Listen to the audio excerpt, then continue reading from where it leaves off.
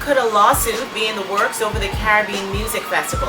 The country's murder count now at 127, tying the 2011's murder record. And two MPs jumped ship to join the opposition Free National Movement. Find out about those stories and others. I'm your host, Krishna Virgil, and this is the Tribune's Top 5. The postponement of the final 2 days of the Caribbean Music Festival has sparked a battle which could likely end up in the courts. After the postponement of the final 2 nights of the Caribbean Music Festival, sources close to the matter told the Tribune that a lawsuit is expected to be filed over the event. Organizers were tight-lipped about what caused the postponement and would not disclose details about the matter when contacted by the Tribune. However, a source close to the matter vaguely described the issues facing the festival, saying a lawsuit is going to be filed concerning vendors reneging on their contracts. The Tribune understands that organizers are contacting artists who were scheduled to perform on Friday and Saturday to secure their commitment toward performing in the festival at a later date. Organizers hope the festival will be resumed this year, although it is not clear whether this is feasible. A statement released by the Ministry of Tourism said that the Minister of Tourism, Obi Wolshcom, and members of his executive team met with the chairman of the Caribbean Music Festival and its executives on Monday to address the postponement. It said, quote, "As a result of the meeting, the Caribbean Music Festival Committee is vigorously endeavoring to identify a new date to host the festival. More information will be provided in due course," end quote. On Friday, officials announced that tickets for the event are refundable. The festival is produced and promoted by a company called Caribbean Republic, Inc. The Ministry of Tourism is the event's biggest sponsor, having invested $650,000 into the festival. The nation's leader on Thursday said that major international investors are interested in the Bahama property, adding that some of these groups have already had talks with the Export-Import Bank of China. He told reporters that despite the controversy surrounding the resort, the issue would be turned around. This comes as State Minister for Finance Michael Alkidis on Tuesday defended the Bahama receivership from attacks by the resort's developer, Sarkis Ismailian, saying the process is a way for the speedy resumption and completion of the project. The Golden Isles MP also dismissed assertions from Mr. Ismailian that the government was more focused on legal and political maneuvers than pushing for a solution to the Bahama crisis. He said that Mr. Ismailian's statements were obviously those of someone who has put a lot into the project and the development has not gone the way he intended it to go. He added that Mr. Ismailian might be feeling a bit disappointed and manifesting that in his statements. Last Friday, the Supreme Court granted a request from the Export-Import Bank of China to appoint Deloitte & Touche as receiver of Bahamar. On Monday, Mr. Ismailian said the move is a part of a pattern of disastrous actions taken by the government and Bahamar's Chinese stakeholders this year. In a statement released by BMD Holdings, Mr. Ismailian also criticized the Christie administration and the resort's Chinese stakeholders, accusing them of being more focused on legal and political maneuvers than on solutions. Despite best efforts by the Royal Bahamas Police Force, on Monday the country recorded 2 more murders, these incidents pushing the murder count for the year to 127.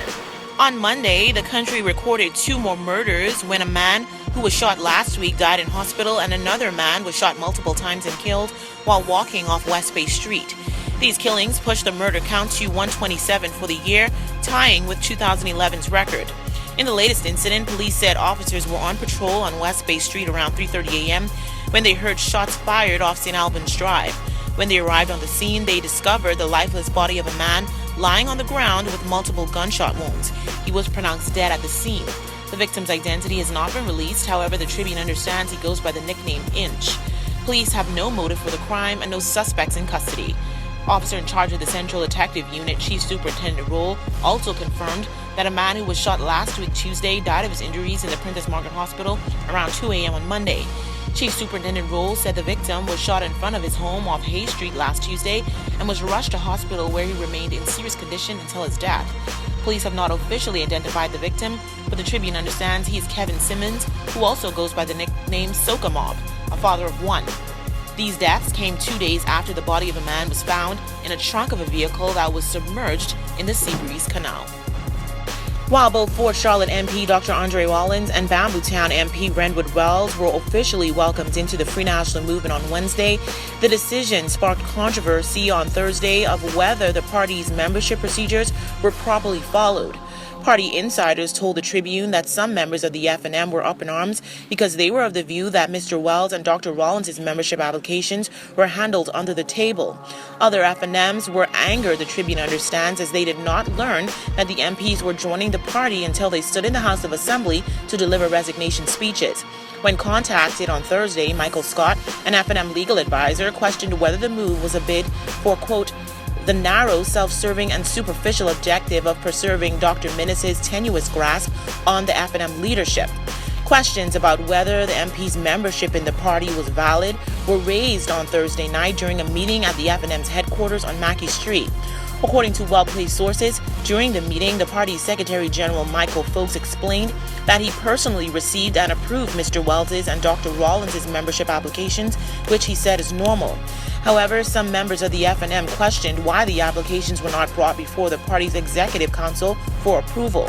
Although there were mixed reactions to the Bambootown MP and the Fort Charlotte MPs crossing the floor of the House to join the party, the meeting concluded with the decision to accept their applications.